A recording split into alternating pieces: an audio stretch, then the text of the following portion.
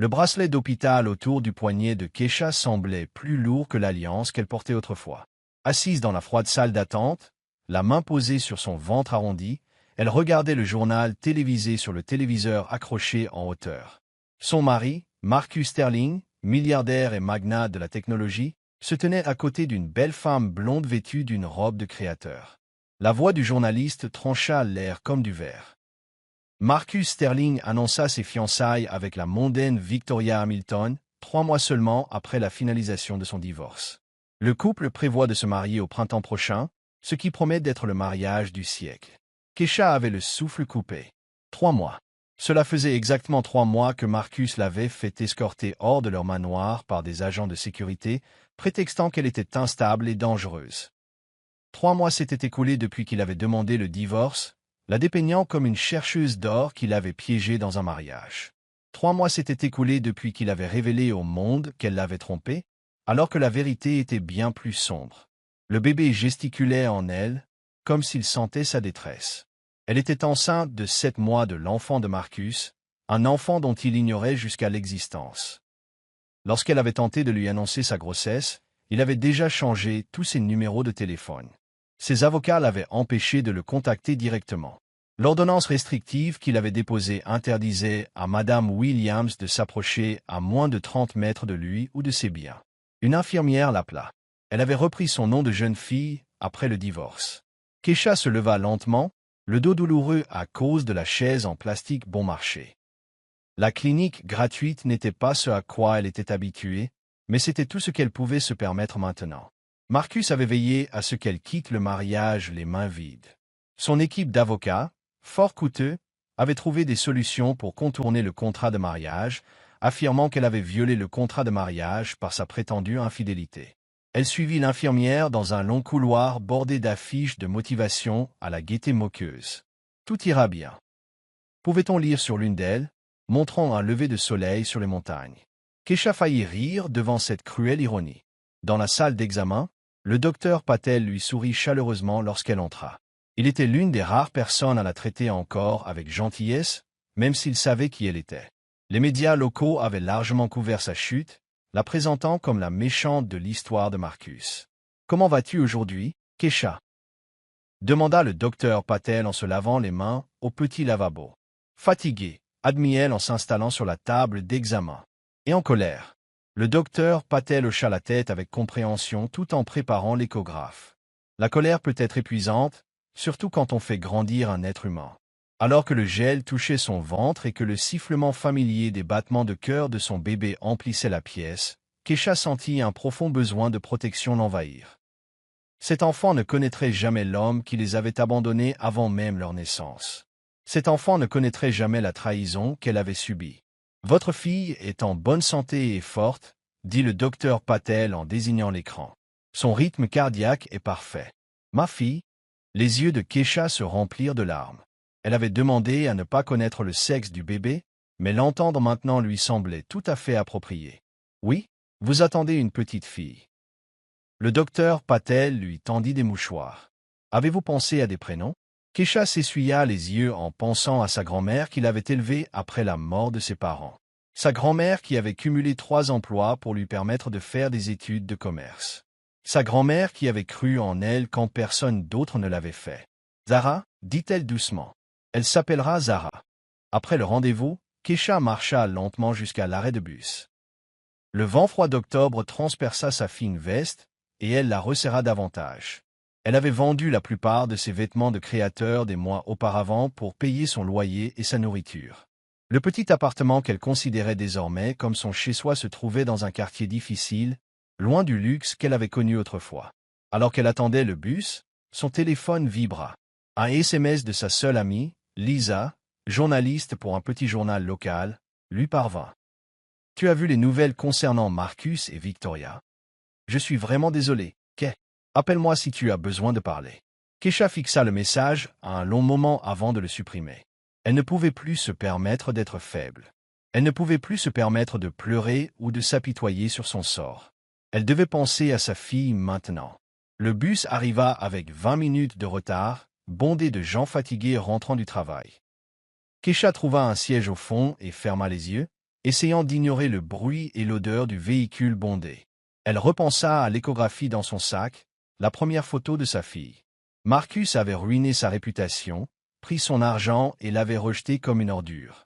Mais il avait commis une erreur cruciale. Il l'avait sous-estimé. Il pensait l'avoir complètement brisé, l'avoir laissé sans rien et sans aucun moyen de se défendre. Mais Keisha Williams n'avait pas survécu à la pauvreté, au racisme et à un système de placement familial défaillant en étant faible. Elle n'avait pas obtenu son MBA à Harvard en baissant les bras face aux difficultés. Et elle n'allait certainement pas laisser Marcus Sterling ruiner l'avenir de sa fille. Alors que le bus s'arrêtait à son arrêt, Keisha fit une promesse silencieuse à l'enfant qui grandissait en elle. Elle trouverait un moyen de donner à sa fille tout ce qu'elle méritait. Elle trouverait un moyen de faire payer Marcus pour ce qu'il avait fait. Et elle veillerait à ce que, lorsque sa fille serait en âge de comprendre, elle sache que sa mère n'avait jamais cessé de se battre pour elle. L'immeuble où elle vivait désormais était bien loin du manoir Sterling, mais il lui appartenait. Personne ne pouvait le lui prendre, car elle l'avait payé de ses propres deniers. Elle avait réussi à cacher la petite somme sur un compte secret avant que les avocats de Marcus ne la découvrent.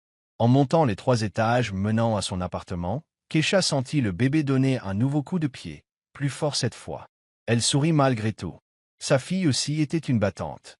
L'avis d'expulsion était rose vif et impossible à ignorer, collé sur la porte de l'appartement de Keisha comme une blague cruelle. Elle le fixa une minute entière avant que ses mains ne se mettent à trembler.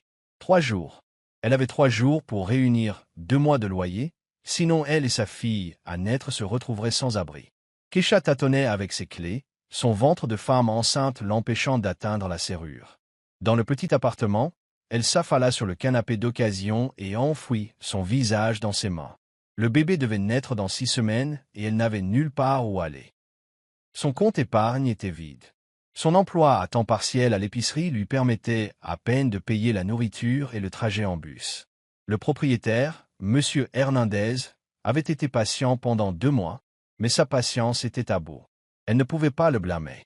Il avait sa propre famille à nourrir. Le téléphone sonna, la surprenant.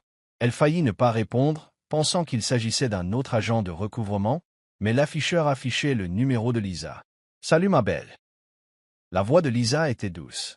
« J'ai pensé à toi. Comment vas-tu » Keisha a failli mentir, presque dire qu'elle allait bien, comme toujours. Mais en voyant l'avis d'expulsion, elle a réalisé qu'elle avait dépassé le stade de la fierté. « Lisa, je suis sur le point de perdre mon appartement. » Les mots sont sortis d'un coup. Je ne sais pas quoi faire. Le bébé arrive bientôt et je n'ai nulle part où aller. Il y eut un silence à l'autre bout du fil. Puis Lisa dit, « Prépare tes affaires. Tu restes avec moi. » « Lisa, je ne peux pas te le demander. Tu ne me le demandes pas. J.E.T. Mon canapé est plus confortable que la rue, et mon neveu a laissé des affaires de bébé en déménageant. Fais tes valises, Keisha. Je viens te chercher. 2 heures plus tard, Keisha était assise dans le petit mais propre appartement de Lisa, buvant du thé et essayant de ne pas pleurer de soulagement. Lisa vivait seule dans un 2 pièces à l'autre bout de la ville, et même s'il n'était pas beaucoup plus grand que l'ancien appartement de Keisha, on avait l'impression d'être dans un palais comparé à la vie de sans-abri. « Merci, » murmura Keisha pour la 10e fois. « Arrête de me remercier, dit Lisa fermement. Tu ferais pareil pour moi, tu le sais. » Lisa travaillait la nuit au journal, couvrant les dernières nouvelles et les rapports de police. Le jour, elle essayait d'écrire des articles en freelance pour arrondir ses fins de mois. Elle n'était pas riche, mais elle était stable, et pour l'instant, la stabilité était tout ce dont Keisha avait besoin. « J'ai réfléchi, » dit Lisa en s'installant sur la chaise en face de Keisha. « À ta situation avec Marcus. On doit bien pouvoir faire quelque chose. » Keisha secoua la tête. Ses avocats ont veillé à ce que je ne puisse pas le toucher. L'ordonnance restrictive, le règlement du divorce, tout était prévu pour me tenir à distance et me faire taire. Mais qu'en est-il du bébé? N'a-t-il pas le droit de savoir? Quel droit? La voix de Keisha était amère. Le droit de nier qu'elle est de lui? Le droit de prétendre que j'essaie encore de le piéger? Il m'a clairement fait comprendre qu'il ne voulait jamais d'enfant avec moi. Lisa resta silencieuse un instant. Tu te souviens quand on était à la fac et que tu parlais de créer ta propre entreprise? Keisha, a file. C'était il y a une éternité, Lisa. J'étais naïve à l'époque. Étais-tu vraiment jeune et optimiste? Lisa se pencha en avant. Tu avais de bonnes idées, Keisha. De très bonnes idées. Qu'est-il arrivé au business plan que tu as rédigé pour ton projet de fin d'études? Il est quelque part dans mon vieil ordinateur portable, je crois. Pourquoi? Parce que je pense que tu as abandonné trop facilement. Kesha ressentit une pointe de colère. Je n'ai pas abandonné. Je me suis marié avec Marcus, et il voulait que je me concentre sur mon rôle d'épouse. Puis il a détruit ma vie. Exactement. Il a détruit la vie qu'il voulait que tu aies. Mais il ne peut pas détruire la personne que tu étais avant de le rencontrer. Ce soir-là, pendant que Lisa travaillait au journal, Kesha était assise sur le canapé avec son vieil ordinateur portable, fouillant dans des dossiers qu'elle n'avait pas ouverts depuis des années. Elle le trouva enfin, son business plan pour une entreprise qui aiderait les petites entreprises en marketing numérique et en gestion des réseaux sociaux. En le parcourant, elle fut surprise par son niveau de détail et de recherche. Elle avait identifié un problème réel et imaginé une solution pratique. Le plan était solide, mais il nécessiterait un capital de départ qu'elle ne possédait pas et des clients qui feraient confiance à l'ex-femme déchue d'un milliardaire. Mais au fil de ses lectures, des idées ont commencé à germer. Le monde des affaires avait beaucoup changé ces dernières années. Les réseaux sociaux étaient plus importants que jamais, et les petites entreprises peinaient à suivre. Peut-être y avait-il encore un marché pour ces idées. Son téléphone vibra, un SMS provenant d'un numéro inconnu. Pendant un instant, son cœur s'emballa, pensant que c'était peut-être Marcus. Mais le message provenait de quelqu'un d'autre. Madame Williams, je suis Janet Chin de Chin & Associates PR. Je représente plusieurs petites entreprises qui pourraient être intéressées par vos services. Pourrions-nous nous rencontrer? Kesha fixa le message, perplexe. Qual services? Elle n'avait rien annoncé ni annoncé sa disponibilité. Elle a répondu prudemment. Je pense que vous vous trompez de personne. Je ne propose actuellement aucun service aux entreprises. La réponse est arrivée rapidement. Vous êtes Kesha Williams, l'ex-épouse de Marcus Sterling? Vous avez un MBA de Harvard et de l'expérience en marketing. Oui, mais... Alors, j'ai la bonne personne. J'ai suivi votre histoire dans l'actualité. Beaucoup pensent que vous avez été victime d'une injustice. Certains d'entre nous pensent que vous pourriez être exactement ce dont nos clients ont besoin. On peut se voir demain? Les mains de Kesha tremblaient tandis qu'elle tapait sa réponse. Oui. Oui quand? Le lendemain matin, Kesha était assise dans un petit café du centre-ville, vêtue de la tenue la plus professionnelle qu'elle possédait encore. Janet Chin était une petite femme dynamique qui allait droit au but. Je représente 5 petites entreprises, dit Janet en glissant un dossier sur la table. Elles ont toutes des difficultés avec leur présence en ligne. Ils ont besoin de quelqu'un qui comprenne le marketing, mais qui ne pratique pas de tarifs d'entreprise. Kesha ouvrit le dossier et découvrit des informations sur un restaurant familial, une petite entreprise de construction, une boutique de vêtements, un salon de toilettage pour animaux et une boulangerie locale. « Pourquoi moi ?» demanda Kesha. « Ma réputation est ternie. » « Ta réputation auprès des riches est ternie, » interrompit Janet. « Mais ce ne sont pas des riches. Ce sont des familles qui travaillent et qui pensent que vous avez été exploité par votre ex-mari puissant. Elles veulent vous aider et elles-mêmes ont besoin d'aide. » Kesha a examiné les chiffres fournis par Janet. Le salaire n'était pas élevé, mais c'était déjà quelque chose. Et surtout, c'était un début. « J'allais devoir travailler de chez moi », a expliqué Kesha. « L'accouchement est prévu pour bientôt. » C'est parfait. La plupart de ces tâches peuvent être effectuées à distance de toute façon.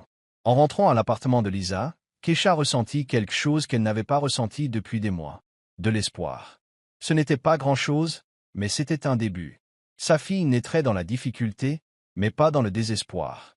Ce soir-là, alors qu'elle sentait sa fille bouger en elle, Kesha fit une autre promesse. Elle construirait quelque chose à partir de rien. Elle prouverait que Marcus Sterling avait commis une erreur en la rejetant. Et un jour, quand sa fille serait assez grande pour comprendre, elle verrait que sa mère n'avait jamais cessé de se battre. La contraction avait commencé à 3 heures du matin, 2 semaines avant la date prévue pour l'accouchement de Kesha. Elle s'était réveillée sur le canapé de Lisa, avec une vive douleur au dos et la soudaine révélation qu'elle avait perdu les os. « Lisa !» cria-t-elle en essayant de contenir sa panique.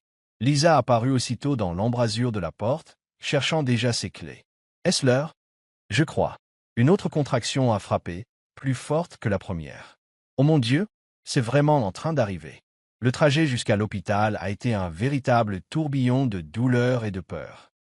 Kesha serrait la main de Lisa sur le siège passager, respirant à travers les contractions tandis que Lisa conduisait dans les rues désertes à 4 heures du matin. « Tout ira bien, » répétait Lisa. « Vous allez vous en sortir tous les deux. » À l'hôpital, tout s'est accéléré.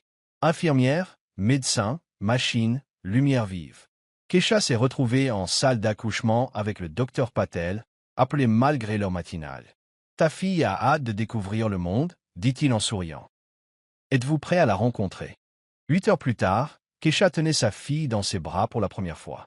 Zara Williams était petite mais parfaite, avec ses cheveux noirs et abondants et le menton déterminé de sa mère.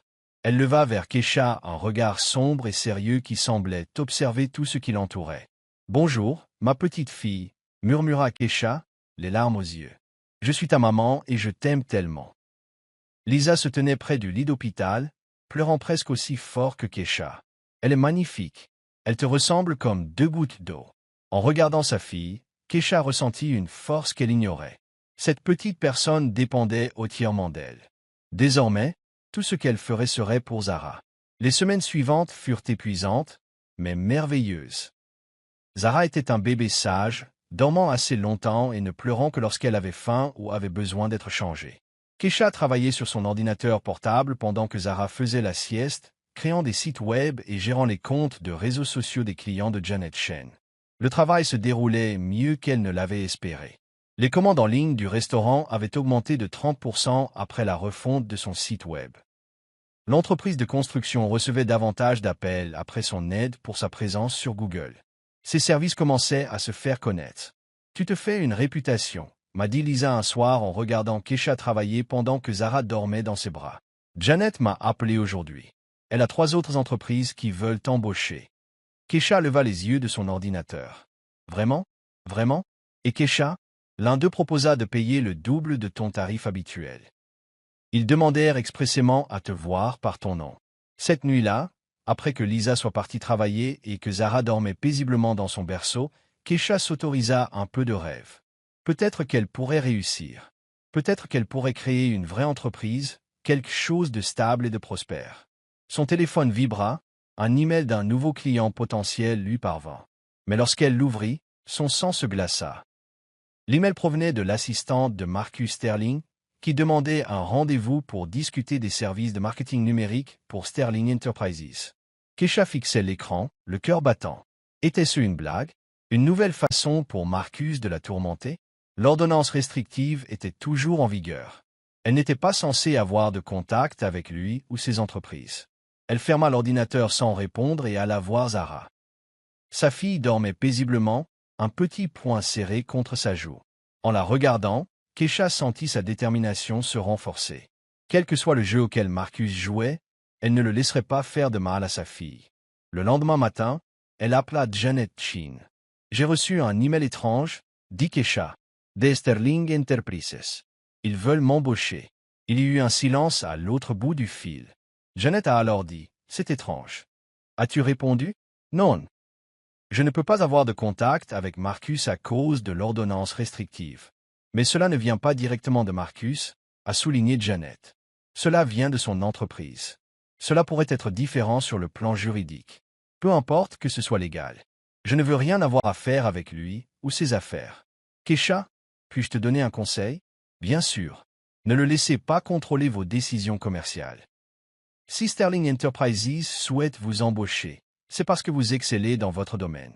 Ne lui donnez pas le pouvoir de limiter votre réussite. Après avoir raccroché, Kesha réfléchit aux paroles de Janet.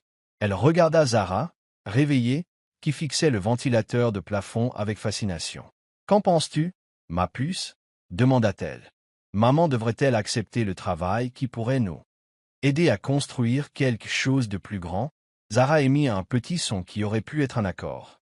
Cet après-midi-là, Kesha répondit au courriel, demandant plus de détails sur le projet et précisant que toutes les communications devraient passer par des intermédiaires en raison de restrictions légales. La réponse arriva dans l'heure. Sterling Enterprises recherchait de l'aide pour la gestion des réseaux sociaux de ses petites filiales. La rémunération était conséquente, supérieure à celle de tous ses autres clients réunis. Le travail pouvait être entièrement réalisé à distance et ils étaient prêts à signer un contrat garantissant 6 mois de travail stable. Kesha contempla longuement l'offre. Elle avait l'impression d'être un piège, mais aussi une opportunité. Grâce à ce contrat, elle pourrait s'offrir son propre appartement. Elle pourrait acheter tout ce dont elle avait besoin à Zara. Elle pourrait commencer à économiser pour l'avenir. Je ne comprends pas non plus, dit-elle à Lisa ce soir-là. Pourquoi l'entreprise de Marcus voudrait-elle m'embaucher? Peut-être que Marcus l'ignore, suggéra Lisa. Les grandes entreprises ont beaucoup de services. Peut-être qu'un responsable marketing sait que tu fais du bon travail. Ou peut-être s'agit-il d'un plan élaboré pour m'humilier. Ou peut-être, dit Lisa en faisant doucement rebondir Zara, que l'univers te laisse enfin une chance. Ce soir-là, Keisha prit sa décision. Elle accepterait le contrat, mais avec prudence. Elle ferait un excellent travail, bâtirait sa réputation et utiliserait l'argent pour créer quelque chose de meilleur pour elle et Zara. En signant le contrat sur son ordinateur portable, tandis que Zara dormait paisiblement à ses côtés, Keisha avait l'impression de signer bien plus qu'un simple contrat commercial. Elle signait une déclaration d'indépendance envers la femme qu'elle était autrefois, celle qui avait laissé Marcus Sterling définir sa valeur. Désormais, elle se définirait elle-même. 6 mois plus tard, Keisha travaillait 16 heures par jour et adorait chaque instant. Le contrat avec Sterling Enterprises était exactement ce dont elle avait besoin pour lancer son entreprise. Elle avait emménagé dans un petit appartement confortable chez Zara, embauché 2 employés à temps partiel et géré les réseaux sociaux de 15 entreprises différentes. Maman bâtit un empire, dit-elle à Zara, qui tenait désormais assise toute seule et semblait vouloir ramper. Et un jour, tout sera à toi. Le succès fut plus rapide qu'elle ne l'avait prévu. Son travail pour les filiales de Sterling avait été si efficace que d'autres entreprises avaient commencé à la contacter directement. Elle avait augmenté de 2 cents pour cent les ventes en ligne d'une librairie en difficulté. Elle avait aidé une salle de sport locale à tripler ses abonnements grâce à des campagnes ciblées sur les réseaux sociaux. Sa réputation grandissait, et avec elle, sa confiance en elle. Lisa avait été promue journaliste de jour et travaillait sur des sujets plus importants. Elle vivait toujours dans son petit appartement, mais elle économisait désormais pour s'acheter une maison. Le succès changeait leur vie. Tu devrais lire l'article sur lequel je travaille, a dit Lisa un soir en jouant avec Zara pendant que Keisha travaillait. Il parle de petites entreprises qui ont prospéré en période de crise économique. Devinez quelle entreprise est mise en avant. Keisha leva les yeux de son ordinateur. La mienne? La vôtre? J'ai interviewé 3 de vos clients et ils ont tous dit la même chose. Vous avez sauvé leurs entreprises. Ce soir-là, après que Lisa soit rentrée chez elle et que Zara se soit endormie, Keisha s'autorisa à être fière de ce qu'elle avait accompli. En moins d'1 an, elle était passée du statut de sans-abri et de femme enceinte à celui de chef d'entreprise prospère. Elle subvenait à ses besoins et à ceux de sa fille sans l'aide de personne. Son téléphone sonna, interrompant ses pensées. L'afficheur affichait un numéro qu'elle ne reconnaissait pas. « Allô, Madame Williams? Ici Robert Kim de Kim Investissement.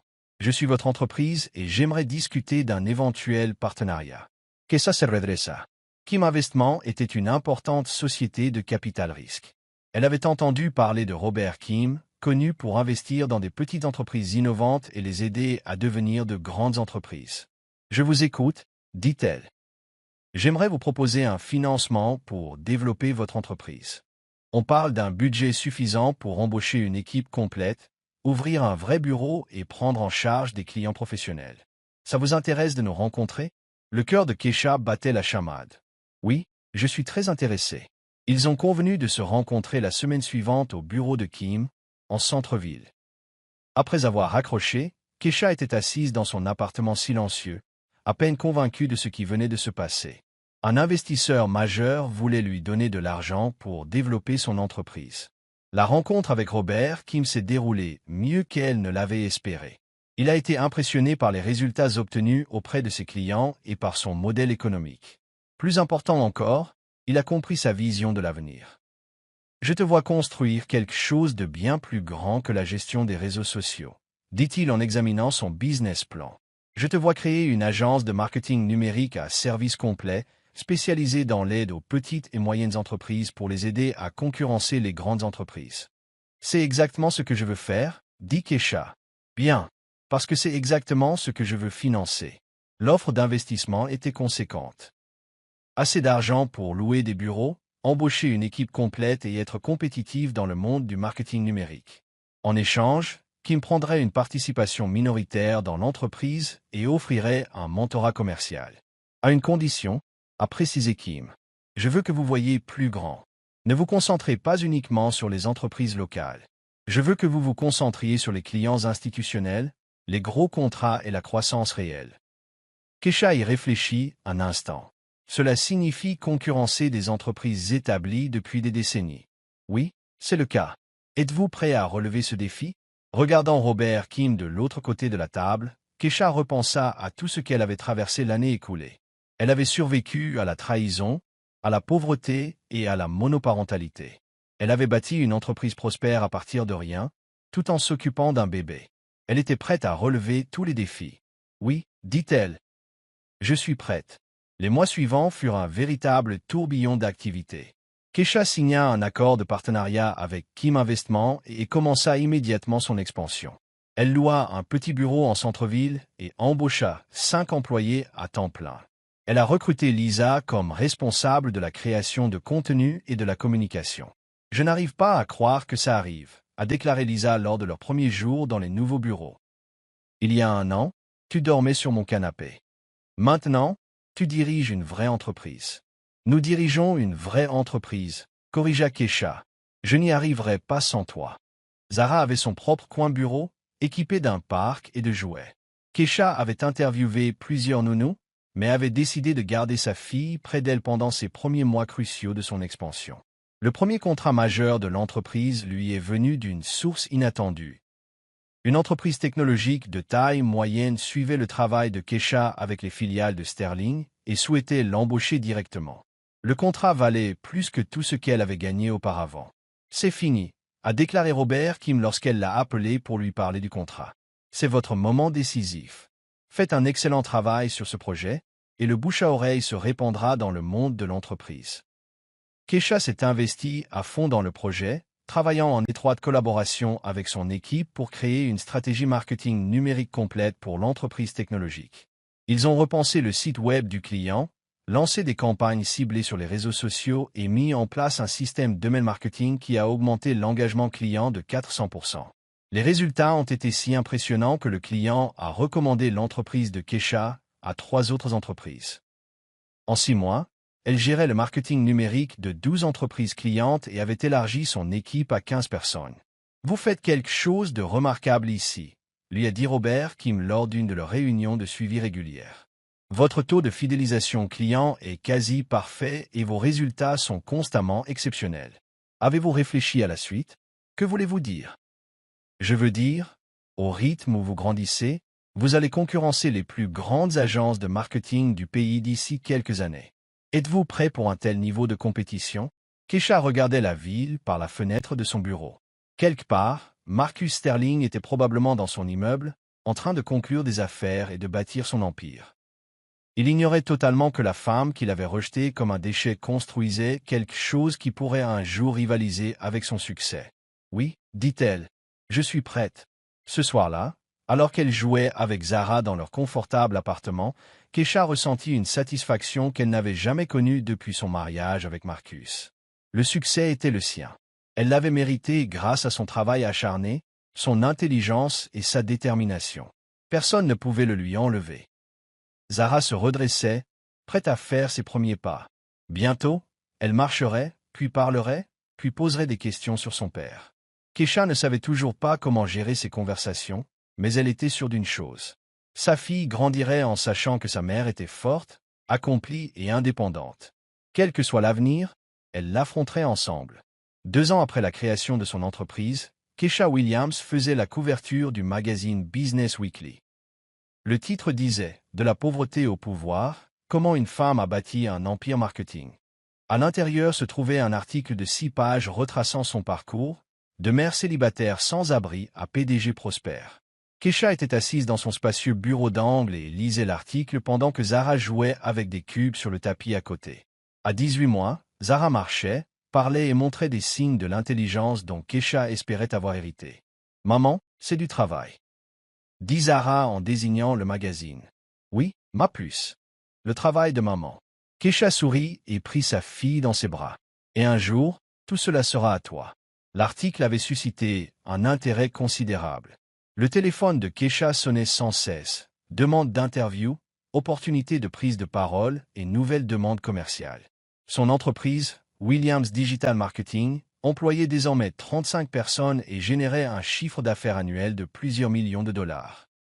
Lisa frappa à la porte du bureau et entra avec un grand sourire. « Tu as vu les reportages ?»« Quel reportage ?» Lisa alluma la télévision murale et passa à la chaîne d'information locale.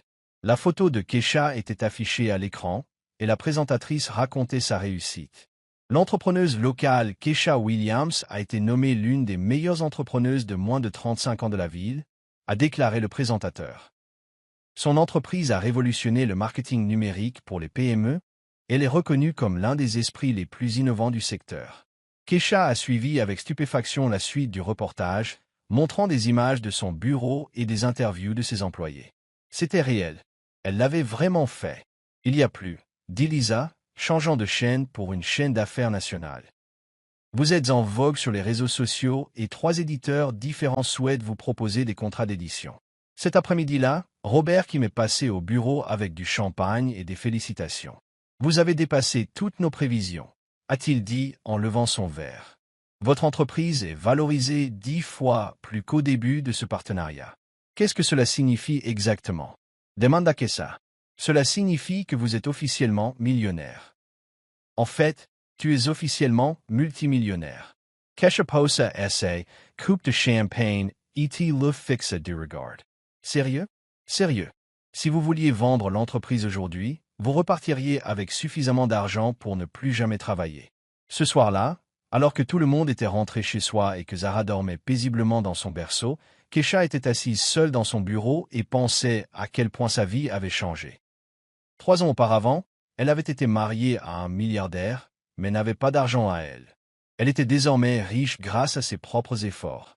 Son téléphone vibra, un SMS provenant d'un numéro inconnu lui disait « Félicitations pour ta réussite. Tu as fait du chemin depuis la femme que j'ai épousée. » Oh! Keisha fixait le message, son cœur battant la chamade. Marcus. Après 3 ans de silence, il la recontactait. Elle se demandait s'il avait vu l'article de magazine ou la couverture médiatique. Elle tapa et effaça plusieurs réponses avant de se décider pour « Merci. J'espère que tu vas bien. » Sa réponse fut immédiate « J'aimerais parler. On peut se voir ?» Le premier réflexe de Keisha fut de refuser. L'ordonnance restrictive avait expiré, mais elle n'avait toujours aucune envie de voir Marcus Sterling. Puis, elle repensa à tout ce qui s'était passé, à tout ce qu'elle avait accompli, et elle réalisa une chose importante. Elle n'avait plus peur de lui. « Quand et où ?» a-t-elle écrit. « Demain, déjeuner au Riverside Café. Juste nous deux. » Le lendemain, Keisha déposa Zara à la garderie et la conduisit au restaurant. Elle avait choisi sa tenue avec soin, une robe professionnelle mais élégante qui témoignait de sa réussite sans être tapac sans grave-l'œil. Marcus l'attendait déjà à une table dans un coin lorsqu'elle arriva. Il paraissait plus vieux, plus fatigué que dans ses souvenirs. Le succès l'avait vieilli, tandis que ses difficultés l'avaient rendue plus forte. « Keisha ?» Il se leva tandis qu'elle s'approchait de la table. « Tu es magnifique. » « Merci. » Elle s'assit en face de lui, l'air neutre. « Tu voulais parler. » Marcus semblait nerveux, ce qui la surprit. Le Marcus avec qui elle avait été mariée n'était jamais nerveux. « J'ai vu l'article du magazine, » a-t-il dit. « Je suis impressionné. Vraiment impressionné. Je suis sûr que tu ne m'as pas invité ici juste pour me féliciter de ma réussite. » Il a ri, mais ça semblait forcé. Toujours droit au but. Ça m'avait échappé. Keisha attendait qu'il en arrive à son véritable but. « Je veux m'excuser, » dit finalement Marcus. « Pour la fin de notre relation. Pour les choses que j'ai dites et faites. J'ai eu tort et je suis désolé. » Keisha étudia son visage à la recherche de signes de sincérité. Pourquoi maintenant? Pourquoi s'excuser après tout ce temps? Marcus resta silencieux un instant. Parce que j'ai eu le temps de réfléchir à ce que j'ai perdu. Parce que Victoria et moi, les choses ne se passent pas comme je l'espérais. Voilà, sa nouvelle vie parfaite n'était pas si parfaite. Et maintenant, il se sentait nostalgique de ce qu'il avait jeté. Je suis désolé de l'entendre. Dit Keisha, même si elle ne le pensait pas. Keisha, je veux réessayer. Je veux qu'on réessaie. Elle a failli éclater de rire. Marcus, tu as détruit ma vie. Tu m'as dépeinte comme une menteuse et une tricheuse. Tu as fait en sorte que je quitte notre mariage les mains vides. Et maintenant, tu veux réessayer? Je sais que je t'ai blessé, mais tu ne sais rien. La voix de Kesha était calme, mais ferme. Tu n'as aucune idée de ce que j'ai vécu après m'avoir mise à la porte. Tu n'imagines pas ce que c'était que d'être sans abri, enceinte et complètement seule. Marcus avait l'air confus. Enceinte. Pendant un instant, Kesha envisagea de lui parler de Zara. Mais elle réalisa qu'il avait perdu tout droit de savoir ce qui se passait avec sa fille en détruisant leur mariage. Ça n'a plus d'importance maintenant, dit-elle. C'est du passé. Mais on pourrait avoir un avenir. Réfléchissez, Kesha. Votre entreprise est ma ressource. Nous pourrions construire quelque chose d'incroyable ensemble. Elle a ri. Tu veux dire que tu pourrais utiliser mon entreprise pour te mettre en valeur. Tu pourrais t'attribuer le mérite de ma réussite, comme tu as essayé de t'attribuer le mérite de tout le reste quand nous étions mariés. Ce n'est pas ce que je voulais dire. Oui, c'est vrai. Kesha S.E. leva. Merci pour le déjeuner, Marcus, mais je n'ai pas envie de revenir sur le passé. J'ai un avenir à construire. Alors qu'elle se dirigeait vers la porte, Marcus l'appela. Ce n'est pas fini, Kesha. Je n'abandonne pas. En retournant à son bureau, Kesha sentit une froide détermination l'envahir. Marcus Sterling pensait pouvoir réapparaître dans sa vie et reprendre là où il l'avait laissée. Il pensait qu'elle serait reconnaissante de son attention, impressionnée par ses excuses. Il avait tort. Ce soir-là, elle appela Robert Kim. « Je veux parler de projet d'expansion », dit-elle. « Quelle taille pourrions-nous vraiment donner à cette entreprise? Quelle taille souhaiteriez-vous qu'elle atteigne ?» Kesha regarda la photo sur son bureau, elle et Zara au parc, tous deux riant d'une bêtise. Sa fille méritait d'hériter d'un empire, pas seulement d'une petite entreprise prospère. Je veux qu'elle soit suffisamment grande pour rivaliser avec n'importe qui, a-t-elle déclaré. Je veux qu'elle soit suffisamment grande pour que, lorsque les gens pensent au marketing numérique, ils pensent d'abord à Williams Digital. C'est ambitieux. Cela impliquerait d'affronter des adversaires très puissants. Bien, dit Kesha, je suis prête pour un vrai combat. L'expansion de Williams Digital Marketing s'est déroulée plus rapidement que prévu. 6 mois après son déjeuner avec Marcus, Kesha avait ouvert des bureaux dans 3 grandes villes et embauché plus d'une centaine de personnes. Son entreprise ne connaissait plus seulement le succès, elle devenait dominante dans le secteur du marketing numérique. Tu agis comme quelqu'un qui a quelque chose à prouver, observa Robert Kim lors d'une de leurs réunions stratégiques. J'ai quelque chose à prouver, répondit Kesha en étudiant la proposition d'acquisition sur son bureau. Je veux prouver que la meilleure revanche est un succès retentissant. La cible de l'acquisition était une agence de marketing de taille moyenne spécialisée dans la collaboration avec les entreprises technologiques. Si Williams Digital la rachetait, Kesha aurait un accès direct à certains des plus grands concurrents de Sterling Enterprises. C'est une décision judicieuse, a déclaré Robert Kim en examinant les chiffres. Mais c'est aussi coûteux. Êtes-vous sûr de vouloir vous endetter autant? Kesha a examiné les projections financières. L'acquisition lui coûterait presque tout ce qu'elle avait gagné, plus un prêt substantiel. C'était risqué, mais c'était aussi le moyen le plus rapide de positionner son entreprise comme un acteur majeur du monde des affaires. J'en suis sûr, dit-elle. Faites l'offre. 3 semaines plus tard, Williams Digital Marketing a officiellement acquis TechRich Solutions, doublant instantanément la taille de l'entreprise et ajoutant plusieurs clients du Fortune 500 à son portefeuille. La presse économique a immédiatement réagi. Williams Digital Marketing. J'ai annoncé une acquisition majeure. Lisez le titre du Financial Times. L'article décrivait Kesha comme une entrepreneuse dynamique qui n'avait pas peur de prendre de gros risques pour assurer une croissance rapide. Ce soir-là, à la maison, Kesha lisait l'article à voix haute à Zara, qui avait maintenant 2 ans et commençait à mieux comprendre le travail de sa mère. « Maman est célèbre », dit Zara en montrant la photo du journal. « Maman nous prépare quelque chose de spécial », dit Kesha en serrant sa fille dans ses bras. « Quelque chose que personne ne pourra jamais nous enlever. » Le lendemain matin, une nouvelle fit sourire Kesha. Sterling Enterprises avait perdu son contrat avec l'un de ses plus gros clients. Une entreprise technologique avait décidé de se tourner vers Williams Digital Marketing. Lisa a fait irruption dans le bureau de Kesha pour lui annoncer la nouvelle. « Tu as vu? Technocorp vient de se séparer de l'agence de marketing de Sterling et de signer avec nous. » Kesha a essayé d'avoir l'air surprise. « Vraiment?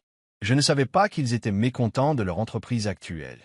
Aleka, Tu les as débauchés et tu le sais. Keisha sourit. Je leur ai simplement fait une meilleure offre et leur ai montré de meilleurs résultats. Si les équipes de Sterling ne sont pas compétitives, c'est leur problème. En réalité, Keisha ciblait stratégiquement les clients de Sterling Enterprises depuis des mois. Non pas par méchanceté, mais parce qu'elle connaissait les pratiques commerciales de Marcus mieux que quiconque.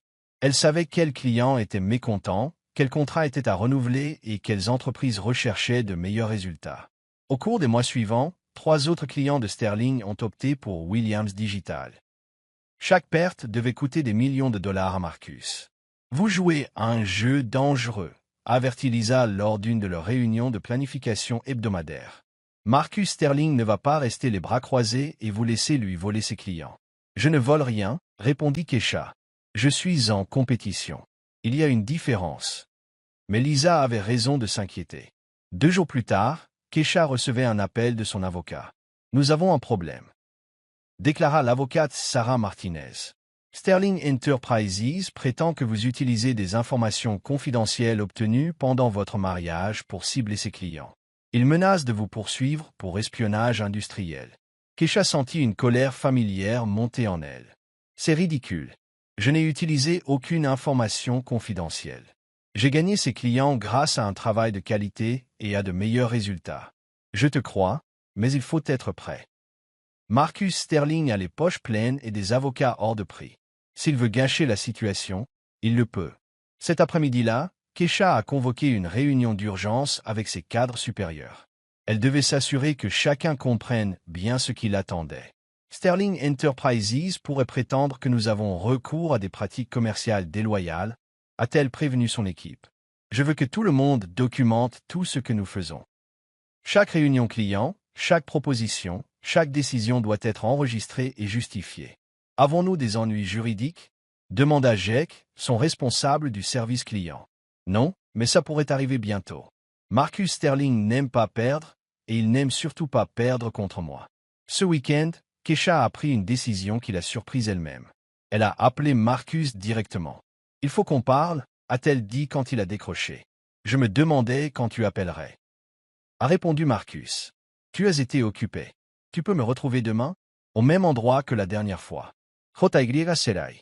Le lendemain, Keisha arriva au Riverside Café et trouva Marcus déjà en train de l'attendre. Cette fois, il avait l'air plus en colère qu'excusé. Tu essaies de détruire mon entreprise, dit-il sans préambule. J'essaie de construire le mien, répondit calmement Keisha. Il y a une différence.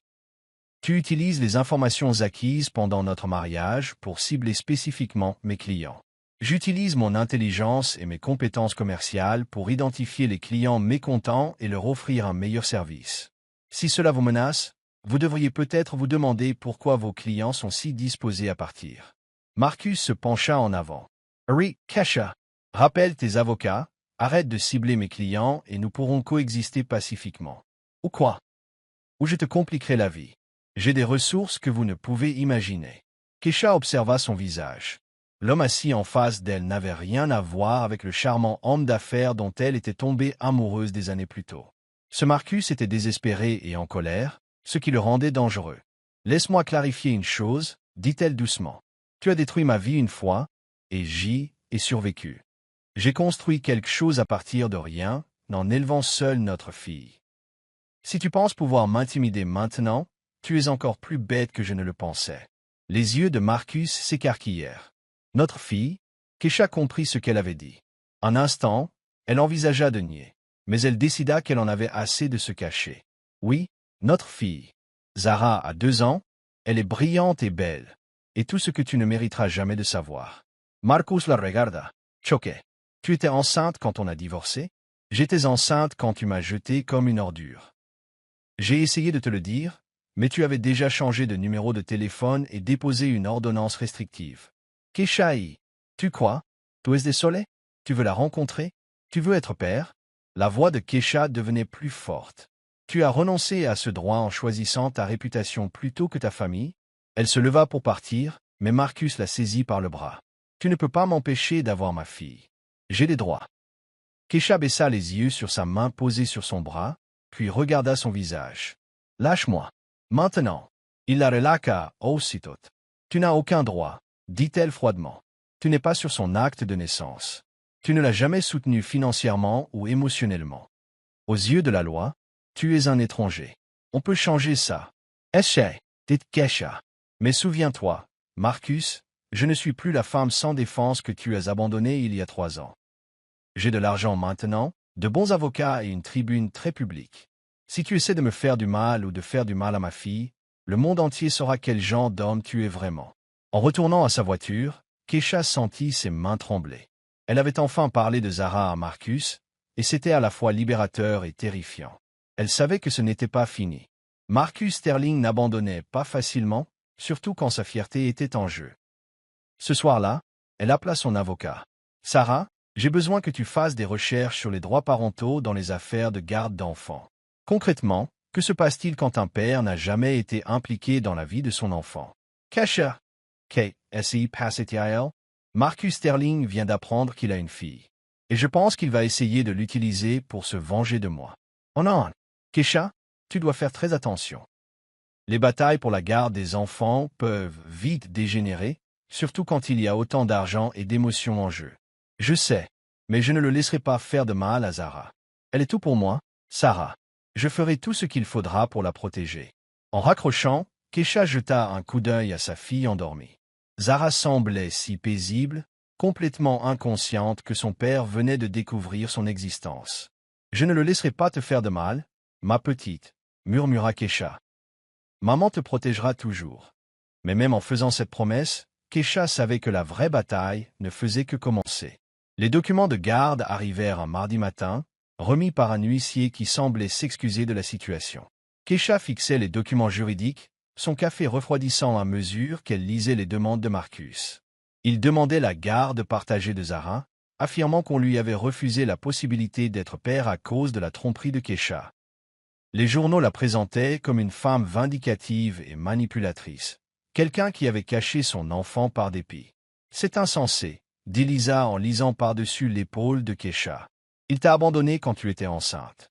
Il ne peut pas débarquer maintenant et exiger des droits. »« Apparemment, il le peut, » répondit Kesha, la voix serrée par la colère.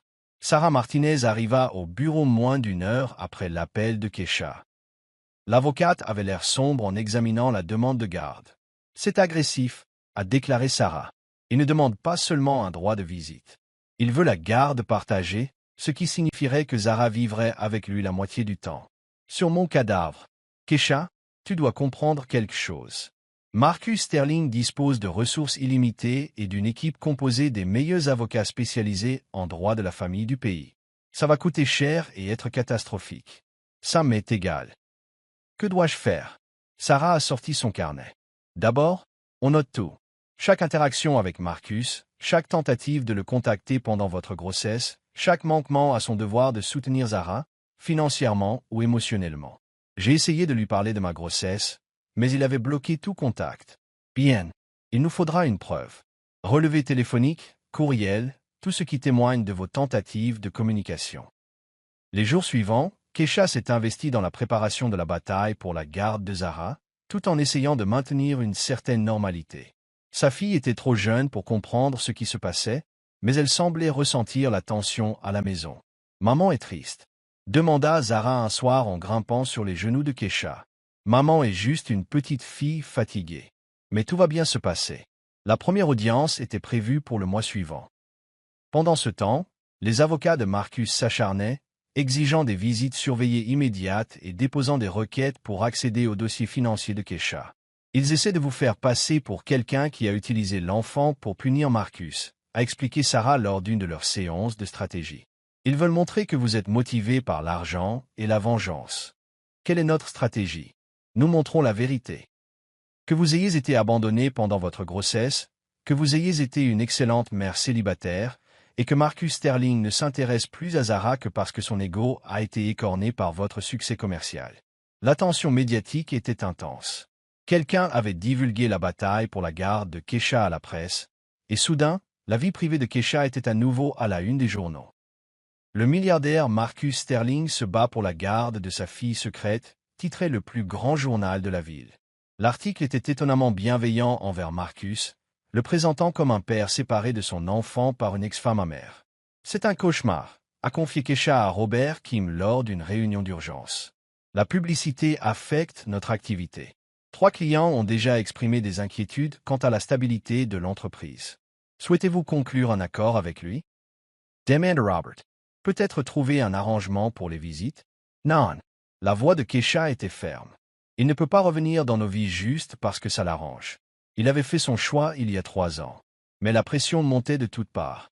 L'équipe juridique de Marcus déposait requête après requête, chacune visant à dépeindre Keisha comme une mère indigne. Il prétendait qu'elle était trop absorbée par son entreprise pour s'occuper correctement de Zara. Il mettait en doute sa stabilité financière malgré sa réussite évidente. Il suggérait même que son foyer monoparental était intrinsèquement inférieur à ce que Marcus pouvait lui offrir. Le point de rupture est survenu lorsque Keisha est arrivée à la garderie de Zara et a trouvé des photographes qui attendaient dehors. « Maman, pourquoi y a-t-il autant de monde ?» a demandé Zara, effrayée par la foule de journalistes qui lançaient des questions. Keisha a pris sa fille dans ses bras et s'est frayé un chemin à travers la foule, sans rien dire aux journalistes. Mais une fois en sécurité dans la voiture, elle a pris une décision. « Sarah, je veux rendre publique notre version des faits. Keisha, c'est risqué. Tout ce que vous dites peut être retenu contre vous devant un tribunal. J'en ai assez de laisser Marcus contrôler le récit. Le public mérite de connaître la vérité. » Lisa a aidé Keisha à préparer l'interview avec Channel 7 News. Elles ont passé en revue toutes les questions possibles et tous les angles possibles. « Rappelez-vous, a dit Lisa, restez calme, tenez-vous en au fait et ne vous laissez pas provoquer par l'émotion. » L'interview a été diffusée un vendredi soir. Keisha était assise en face de la journaliste d'investigation Monica Chin, l'air professionnel mais accessible dans sa robe bleu marine. « Madame Williams, Marcus Sterling affirme que vous lui avez délibérément caché sa fille. Comment réagissez-vous à cela? J'ai essayé de contacter Marcus à plusieurs reprises pendant ma grossesse, a répondu Keisha calmement.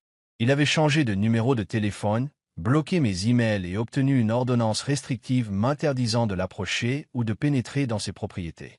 Lorsque j'ai essayé de le prévenir par l'intermédiaire de ses avocats, ils ont refusé de me transmettre le message. Avez-vous des preuves de ces tentatives de le contacter? Oui. Des relevés téléphoniques, des courriels et des tentatives documentées de le joindre par l'intermédiaire de son équipe juridique. Pourquoi n'avez-vous pas demandé de pension alimentaire? Parce que je ne voulais rien de quelqu'un qui avait clairement fait savoir qu'il ne voulait rien avoir à faire avec moi. J'étais déterminé à élever ma fille seule, et j'y suis parvenu. Certains pourraient dire qu'il est injuste d'éloigner un père de son enfant, quels que soient ses sentiments personnels à son égard. Keisha marqua une pause, choisissant ses mots avec soin. Un père est une personne qui participe à l'éducation de son enfant. Il lui apporte un soutien affectif et financier. Il est présent dans les moments difficiles comme dans les moments heureux. Marcus Sterling n'a jamais été tout cela pour Zara. Il ne s'intéresse à elle que parce que mon succès commercial a blessé son ego. L'interview a été poignante et bien accueillie. L'opinion publique commença à pencher en faveur de Keisha, notamment parmi les mères qui travaillaient et qui se reconnaissaient dans son histoire. Mais Marcus n'en avait pas fini. 2 jours après la diffusion de l'interview, Keisha reçut un appel de Sarah lui annonçant une nouvelle inquiétante. « La situation s'aggrave », a déclaré Sarah. L'équipe de Marcus a déposé une requête, affirmant que vos activités professionnelles font de vous une mère inapte. Ils affirment que vous travaillez trop et que vous n'offrez pas un environnement familial stable. C'est ridicule. Zara vient travailler avec moi la moitié du temps. Elle voit exactement comment le travail acharné et la détermination peuvent payer. Je sais, mais ils prétendent aussi que ta vendetta contre Sterling Enterprises témoigne d'un manque de jugement et d'un comportement vindicatif qui pourrait nuire psychologiquement à Zara. Keisha a senti son monde basculer. Est-ce qu'ils disent que je pourrais perdre la garde? Ils disent qu'ils veulent la garde principale et que tu obtiendras des visites surveillées. Cette nuit-là, Keisha était assise dans la chambre de Zara et regardait sa fille dormir. L'idée de la perdre, de voir Zara emmenée vivre avec un homme qui ne l'avait jamais changée ni réconfortée pendant un cauchemar, était insupportable. « Je ne te laisserai pas prendre, » murmura-t-elle. « Quoi qu'il en coûte, je ne les laisserai pas t'emmener. » Mais pour la première fois depuis le début de cette bataille, Keisha avait peur. Marcus Sterling disposait de ressources inégalées et d'une équipe juridique prête à tout pour gagner. Elle avait bâti un empire pour protéger sa fille, mais cet empire risquait désormais d'être utilisé contre elle. Le véritable combat ne faisait que commencer. Keisha était dans son bureau à 6 heures du matin, penchée sur des documents juridiques et des rapports d'activité, lorsqu'elle fit une découverte qui changea tout. Dans les registres financiers d'une filiale de Marcus se cachaient des preuves d'une malversation financière susceptible de détruire un empire commercial. Elle avait examiné d'anciens contrats de Sterling Enterprises, à la recherche de tout élément susceptible d'aider son dossier de garde, lorsqu'elle a remarqué des irrégularités dans les pratiques de facturation de Sterling Financial Services. La filiale surfacturait systématiquement ses clients, dissimulant des frais dans un langage juridique complexe que la plupart des entreprises ne décèleraient pas. « Sarah, tu dois voir ça », dit Keisha en appelant son avocat à son domicile malgré l'heure matinale. « Que as-tu trouvé ?» Des preuves que l'entreprise de Marcus escroque ses clients. Si cela devient public, cela ne portera pas seulement atteinte à sa réputation. Cela pourrait entraîner des poursuites pénales. Sarah resta silencieuse un instant. « Keisha, tu dois être très prudente. Si vous avez obtenu ces informations illégalement, ce n'est pas mon cas. Il s'agit de documents relatifs à un travail que j'ai effectué légalement pour Sterling Enterprises il y a 2 ans. Je les ai toujours dans mes dossiers. Envoyez-moi tout. Ne faites aucune copie, ne montrez à personne, pour l'amour du ciel, ne révélez rien pour l'instant. » 1 heure plus tard, Sarah était dans le bureau de Keisha, examinant les documents avec l'intensité d'un détective résolvant une affaire de meurtre. « C'est terrible, » dit finalement Sarah. « Vraiment terrible. Si ces pratiques de facturation perdurent, Sterling Financial Services pourrait faire face à des poursuites judiciaires et à des mesures réglementaires massives. »« Tant mieux, » a déclaré Keisha. « Peut-être que Marcus comprendra désormais ce que l'on ressent lorsqu'on voit sa vie détruite par quelqu'un de plus puissant. »« Keisha, écoute-moi bien. On ne peut pas utiliser cette information pour faire chanter Marcus et l'obliger à abandonner la procédure de garde. Ce serait illégal et cela pourrait avoir un effet désastreux. Alors, qu'est-ce qu'on en fait ?» Sarah réfléchit un instant. « On le remet aux autorités. Anonymous. Qu'ils enquêtent eux-mêmes. Cela suffira-t-il à mettre fin à la bataille pour la garde? Peut-être. Si Marcus fait l'objet d'une enquête criminelle, il aura des problèmes plus graves que celui de se battre pour la garde de Sarah. » Cet après-midi-là, Sarah a remis les documents à la Security and Exchange Commission et au bureau du procureur général de l'État. En moins de 48 heures, la nouvelle s'est répandue. Sterling Financial Services faisait l'objet d'une enquête pour pratique de facturation frauduleuse. L'attention médiatique a été immédiate et dévastatrice. Le cours de l'action de Marcus s'effondra et plusieurs clients importants résilièrent immédiatement leur contrat. L'homme qui avait tenté de détruire la réputation de Keisha voyait son propre empire s'effondrer. Mais Marcus n'abandonnait pas sans se battre. L'enquête semble plutôt le rendre plus désespéré et dangereux. Il a accéléré le délai de garde à vue, a rapporté Sarah lors d'une réunion d'urgence. L'audience a été reportée à la semaine prochaine, et il a... Le bracelet d'hôpital autour du poignet de Keisha semblait plus lourd que l'alliance qu'elle portait autrefois. Assise dans la froide salle d'attente, la main posée sur son ventre arrondi, elle regardait le journal télévisé sur le téléviseur accroché en hauteur. Son mari, Marcus Sterling, milliardaire et magnat de la technologie, se tenait à côté d'une belle femme blonde vêtue d'une robe de créateur. La voix du journaliste trancha l'air comme du verre. Marcus Sterling annonça ses fiançailles avec la mondaine Victoria Hamilton, 3 mois seulement après la finalisation de son divorce. Le couple prévoit de se marier au printemps prochain, ce qui promet d'être le mariage du siècle. Keisha avait le souffle coupé. 3 mois. Cela faisait exactement 3 mois que Marcus l'avait fait escorter hors de leur manoir par des agents de sécurité, prétextant qu'elle était instable et dangereuse. 3 mois s'étaient écoulés depuis qu'il avait demandé le divorce, la dépeignant comme une chercheuse d'or qu'il avait piégée dans un mariage. 3 mois s'étaient écoulés depuis qu'il avait révélé au monde qu'elle l'avait trompé, alors que la vérité était bien plus sombre. Le bébé gesticulait en elle, comme s'il sentait sa détresse. Elle était enceinte de 7 mois de l'enfant de Marcus, un enfant dont il ignorait jusqu'à l'existence. Lorsqu'elle avait tenté de lui annoncer sa grossesse, il avait déjà changé tous ses numéros de téléphone. Ses avocats l'avaient empêché de le contacter directement.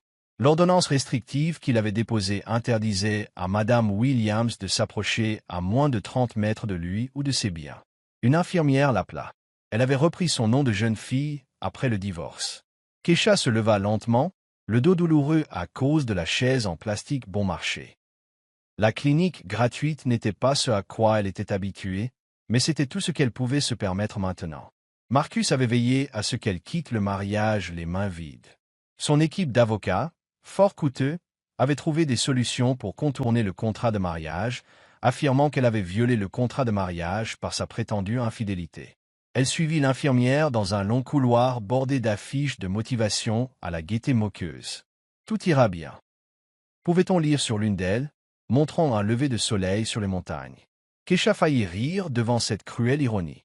Dans la salle d'examen, le docteur Patel lui sourit chaleureusement lorsqu'elle entra.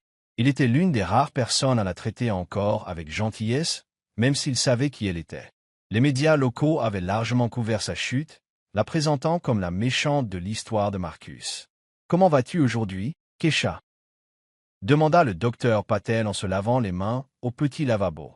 Fatigué, admit-elle en s'installant sur la table d'examen. Et en colère. Le docteur Patel hocha la tête avec compréhension tout en préparant l'échographe.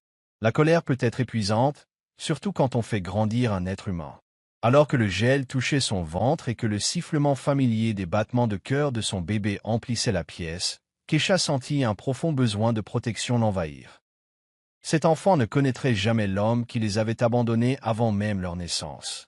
Cet enfant ne connaîtrait jamais la trahison qu'elle avait subie. « Votre fille est en bonne santé et forte, » dit le docteur Patel en désignant l'écran. Son rythme cardiaque est parfait. « Ma fille ?» Les yeux de Kesha se remplirent de larmes. Elle avait demandé à ne pas connaître le sexe du bébé, mais l'entendre maintenant lui semblait tout à fait approprié. « Oui, vous attendez une petite fille. » Le docteur Patel lui tendit des mouchoirs. « Avez-vous pensé à des prénoms ?» Kesha s'essuya les yeux en pensant à sa grand-mère qu'il avait élevée après la mort de ses parents. Sa grand-mère qui avait cumulé 3 emplois pour lui permettre de faire des études de commerce. Sa grand-mère qui avait cru en elle quand personne d'autre ne l'avait fait. « Zara, dit-elle doucement. Elle s'appellera Zara. » Après le rendez-vous, Kesha marcha lentement jusqu'à l'arrêt de bus. Le vent froid d'octobre transperça sa fine veste, et elle la resserra davantage. Elle avait vendu la plupart de ses vêtements de créateur des mois auparavant pour payer son loyer et sa nourriture. Le petit appartement qu'elle considérait désormais comme son chez-soi se trouvait dans un quartier difficile, loin du luxe qu'elle avait connu autrefois. Alors qu'elle attendait le bus, son téléphone vibra. Un SMS de sa seule amie, Lisa, journaliste pour un petit journal local, lui parvint. « Tu as vu les nouvelles concernant Marcus et Victoria? Je suis vraiment désolé, Kay. Appelle-moi si tu as besoin de parler. » Kesha fixa le message à un long moment avant de le supprimer. Elle ne pouvait plus se permettre d'être faible. Elle ne pouvait plus se permettre de pleurer ou de s'apitoyer sur son sort. Elle devait penser à sa fille maintenant. Le bus arriva avec 20 minutes de retard, bondé de gens fatigués rentrant du travail. Kesha trouva un siège au fond et ferma les yeux, essayant d'ignorer le bruit et l'odeur du véhicule bondé. Elle repensa à l'échographie dans son sac, la première photo de sa fille. Marcus avait ruiné sa réputation, pris son argent et l'avait rejeté comme une ordure. Mais il avait commis une erreur cruciale. Il l'avait sous-estimée. Il pensait l'avoir complètement brisée, l'avoir laissée sans rien et sans aucun moyen de se défendre. Mais Kesha Williams n'avait pas survécu à la pauvreté, au racisme et à un système de placement familial défaillant en étant faible. Elle n'avait pas obtenu son MBA à Harvard en baissant les bras face aux difficultés. Et elle n'allait certainement pas laisser Marcus Sterling ruiner l'avenir de sa fille. Alors que le bus s'arrêtait à son arrêt, Kesha fit une promesse silencieuse à l'enfant qui grandissait en elle. Elle trouverait un moyen de donner à sa fille tout ce qu'elle méritait. Elle trouverait un moyen de faire payer Marcus pour ce qu'il avait fait. Et elle veillerait à ce que, lorsque sa fille serait en âge de comprendre, elle sache que sa mère n'avait jamais cessé de se battre pour elle. L'immeuble où elle vivait désormais était bien loin du manoir Sterling, mais il lui appartenait. Personne ne pouvait le lui prendre, car elle l'avait payé de ses propres deniers. Elle avait réussi à cacher la petite somme sur un compte secret avant que les avocats de Marcus ne la découvrent. En montant les 3 étages menant à son appartement, Kesha sentit le bébé donner un nouveau coup de pied, plus fort cette fois. Elle sourit malgré tout. Sa fille aussi était une battante.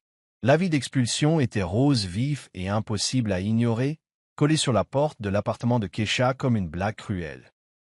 Elle le fixa une minute entière avant que ses mains ne se mettent à trembler. 3 jours. Elle avait 3 jours pour réunir 2 mois de loyer, sinon elle et sa fille à naître se retrouveraient sans abri. Keisha tâtonnait avec ses clés, son ventre de femme enceinte l'empêchant d'atteindre la serrure. Dans le petit appartement, elle s'affala sur le canapé d'occasion et enfouit son visage dans ses mains. Le bébé devait naître dans 6 semaines et elle n'avait nulle part où aller. Son compte épargne était vide. Son emploi à temps partiel à l'épicerie lui permettait à peine de payer la nourriture et le trajet en bus. Le propriétaire, M. Hernandez, avait été patient pendant 2 mois, mais sa patience était à bout. Elle ne pouvait pas le blâmer. Il avait sa propre famille à nourrir. Le téléphone sonna, la surprenant. Elle faillit ne pas répondre, pensant qu'il s'agissait d'un autre agent de recouvrement, mais l'afficheur affichait le numéro de Lisa. « Salut ma belle. » La voix de Lisa était douce. « J'ai pensé à toi. Comment vas-tu » Keisha a failli mentir, presque dire qu'elle allait bien, comme toujours. Mais en voyant l'avis d'expulsion, elle a réalisé qu'elle avait dépassé le stade de la fierté. « Lisa, je suis sur le point de perdre mon appartement. » Les mots sont sortis d'un coup. « Je ne sais pas quoi faire. Le bébé arrive bientôt et je n'ai nulle part où aller. » Il y eut un silence à l'autre bout du fil. Puis Lisa dit, « Prépare tes affaires. Tu restes avec moi. » « Lisa, je ne peux pas te le demander. Tu ne me le demandes pas. J.E.T. Mon canapé est plus confortable que la rue, et mon neveu a laissé des affaires de bébé en déménageant. Fais tes valises, Keisha. Je viens te chercher. » 2 heures plus tard, Keisha était assise dans le petit mais propre appartement de Lisa, buvant du thé et essayant de ne pas pleurer de soulagement. Lisa vivait seule dans un 2 pièces à l'autre bout de la ville, et même s'il n'était pas beaucoup plus grand que l'ancien appartement de Keisha, on avait l'impression d'être dans un palais comparé à la vie de sans-abri. « Merci, » murmura Keisha pour la 10e fois. « Arrête de me remercier, dit Lisa fermement. Tu ferais pareil pour moi, tu le sais. » Lisa travaillait la nuit au journal, couvrant les dernières nouvelles et les rapports de police. Le jour, elle essayait d'écrire des articles en freelance pour arrondir ses fins de mois. Elle n'était pas riche, mais elle était stable, et pour l'instant, la stabilité était tout ce dont Keisha avait besoin. « J'ai réfléchi, » dit Lisa en s'installant sur la chaise en face de Keisha, « à ta situation avec Marcus. On doit bien pouvoir faire quelque chose. » Keisha secoua la tête. Ses avocats ont veillé à ce que je ne puisse pas le toucher. L'ordonnance restrictive, le règlement du divorce, tout était prévu pour me tenir à distance et me faire taire. Mais qu'en est-il du bébé? N'a-t-il pas le droit de savoir? Quel droit? La voix de Keisha était amère. Le droit de nier qu'elle est de lui? Le droit de prétendre que j'essaie encore de le piéger? Il m'a clairement fait comprendre qu'il ne voulait jamais d'enfant avec moi. Lisa resta silencieuse un instant. Tu te souviens quand on était à la fac et que tu parlais de créer ta propre entreprise? Keisha, a file rire. C'était il y a une éternité, Lisa. J'étais naïve à l'époque. Étais-tu vraiment jeune et optimiste? Lisa se pencha en avant. Tu avais de bonnes idées, Keisha. De très bonnes idées. Qu'est-il arrivé au business plan que tu as rédigé pour ton projet de fin d'études? Il est quelque part dans mon vieil ordinateur portable, je crois. Pourquoi? Parce que je pense que tu as abandonné trop facilement. Keisha ressentit une pointe de colère. Je n'ai pas abandonné. Je me suis marié avec Marcus, et il voulait que je me concentre sur mon rôle d'épouse. Puis il a détruit ma vie. Exactement. Il a détruit la vie qu'il voulait que tu aies. Mais il ne peut pas détruire la personne que tu étais avant de le rencontrer. Ce soir-là, pendant que Lisa travaillait au journal, Keisha était assise sur le canapé avec son vieil ordinateur portable, fouillant dans des dossiers qu'elle n'avait pas ouverts depuis des années. Elle le trouva enfin, son business plan pour une entreprise qui aiderait les petites entreprises en marketing numérique et en gestion des réseaux sociaux. En le parcourant, elle fut surprise par son niveau de détail et de recherche. Elle avait identifié un problème réel et imaginé une solution pratique.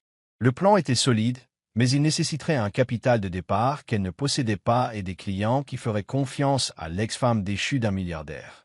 Mais au fil de ses lectures, des idées ont commencé à germer. Le monde des affaires avait beaucoup changé ces dernières années. Les réseaux sociaux étaient plus importants que jamais, et les petites entreprises peinaient à suivre. Peut-être y avait-il encore un marché pour ces idées. Son téléphone vibra, un SMS provenant d'un numéro inconnu. Pendant un instant, son cœur s'emballa, pensant que c'était peut-être Marcus. Mais le message provenait de quelqu'un d'autre. « Madame Williams, je suis Janet Chin de Chin & Associates PR. Je représente plusieurs petites entreprises qui pourraient être intéressées par vos services. Pourrions-nous nous rencontrer? Kesha fixa le message, perplexe. Qual services? Elle n'avait rien annoncé ni annoncé sa disponibilité.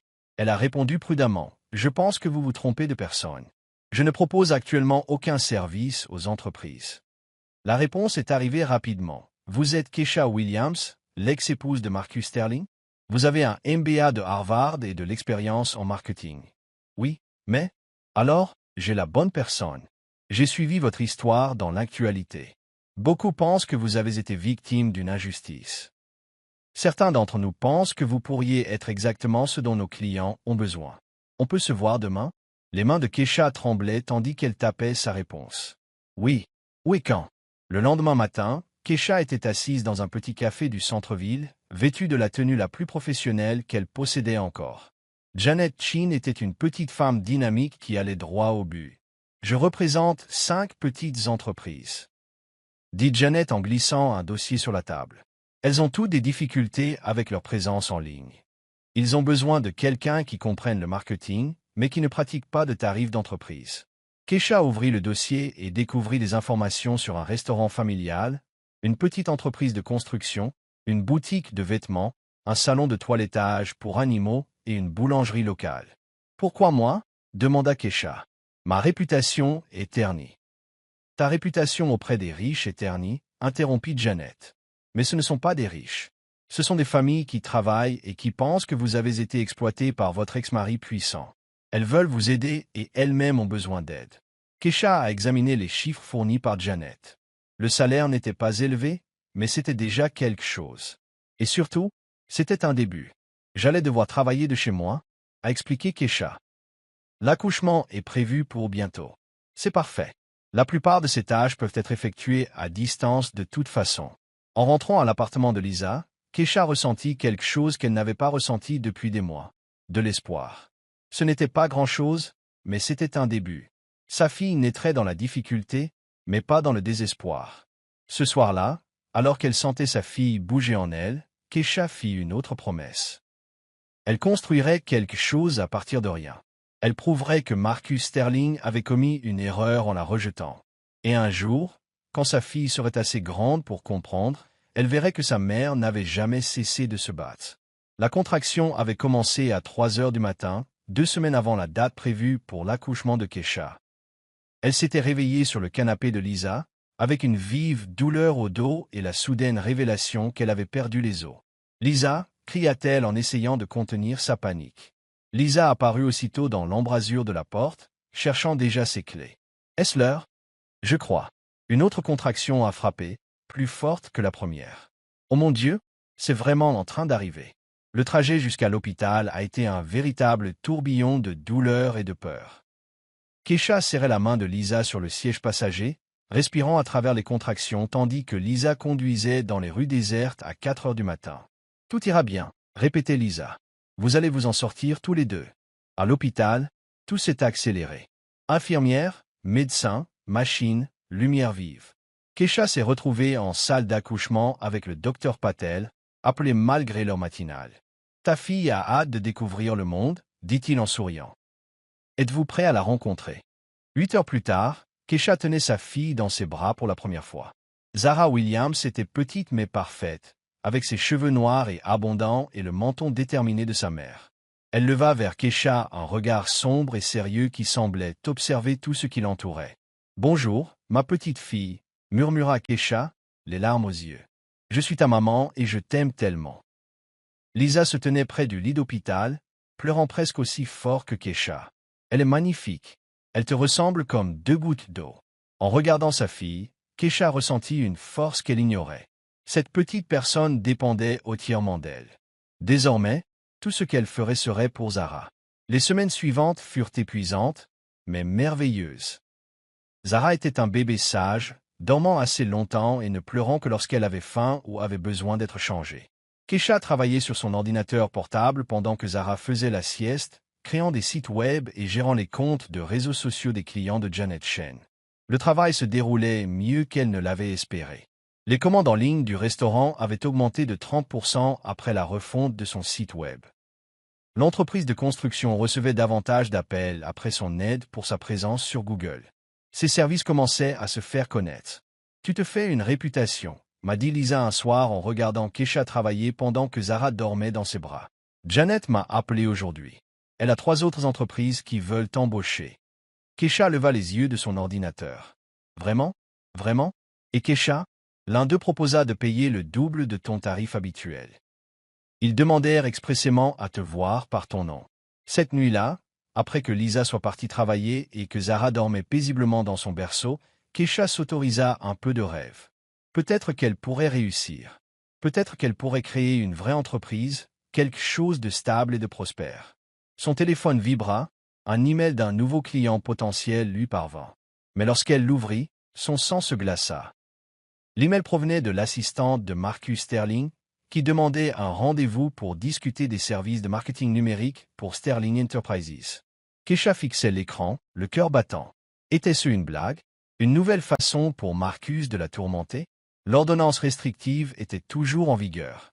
Elle n'était pas censée avoir de contact avec lui ou ses entreprises. Elle ferma l'ordinateur sans répondre et alla voir Zara. Sa fille dormait paisiblement, un petit poing serré contre sa joue. En la regardant, Keisha sentit sa détermination se renforcer. Quel que soit le jeu auquel Marcus jouait, elle ne le laisserait pas faire de mal à sa fille. Le lendemain matin, elle appela Janet Chin. « J'ai reçu un email étrange, dit Keisha, des Sterling Enterprises. Ils veulent m'embaucher. » Il y eut un silence à l'autre bout du fil. Janet a alors dit « C'est étrange. » As-tu répondu? « Non. Je ne peux pas avoir de contact avec Marcus à cause de l'ordonnance restrictive. Mais cela ne vient pas directement de Marcus, a souligné Janet. Cela vient de son entreprise. Cela pourrait être différent sur le plan juridique. Peu importe que ce soit légal. Je ne veux rien avoir à faire avec lui ou ses affaires.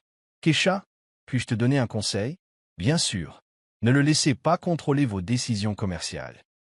Si Sterling Enterprises souhaite vous embaucher, c'est parce que vous excellez dans votre domaine. Ne lui donnez pas le pouvoir de limiter votre réussite. Après avoir raccroché, Keisha réfléchit aux paroles de Janet.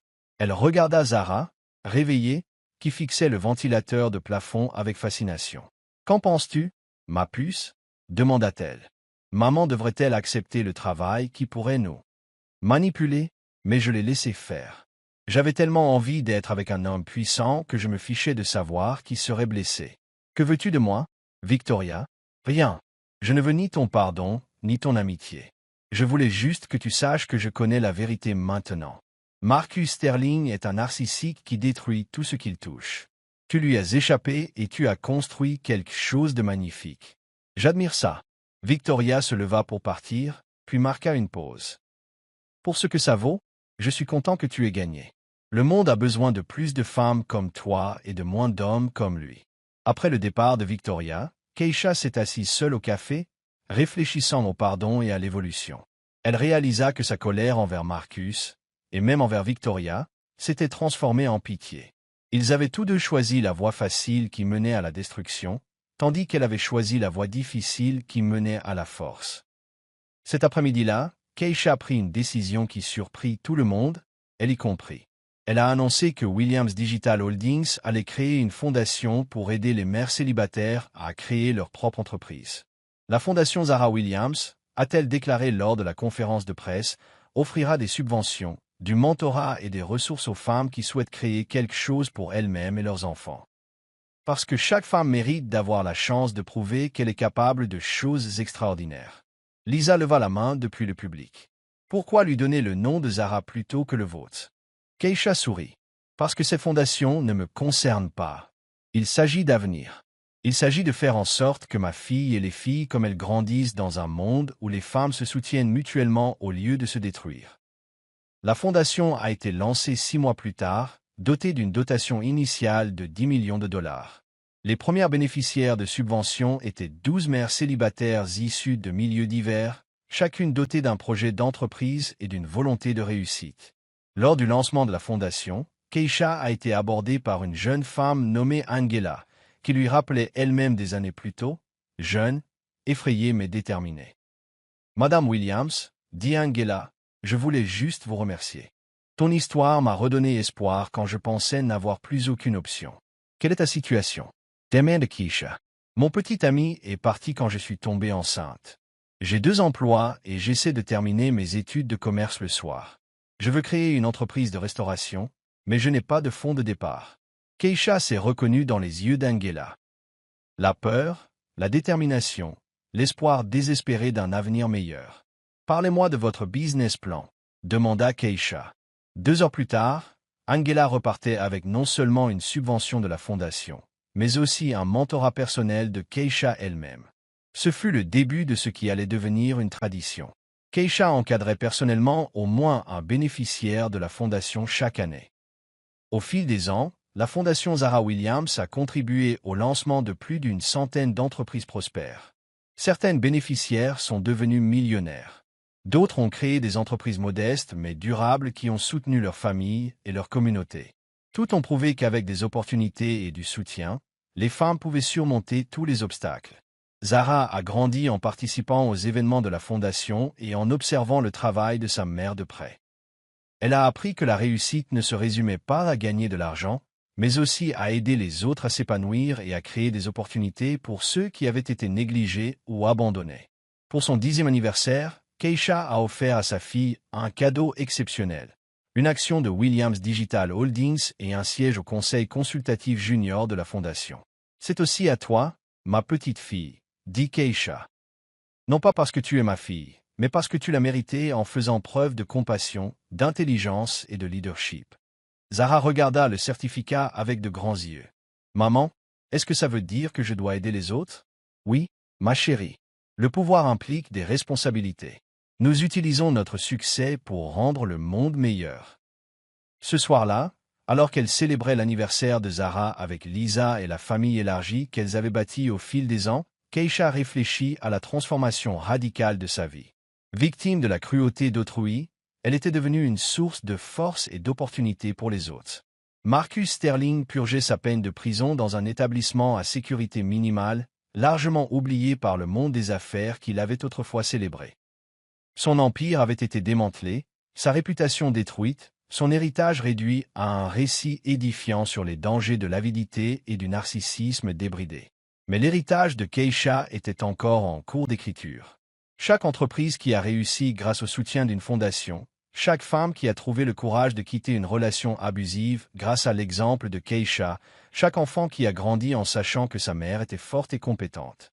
C'était la véritable mesure de sa réussite.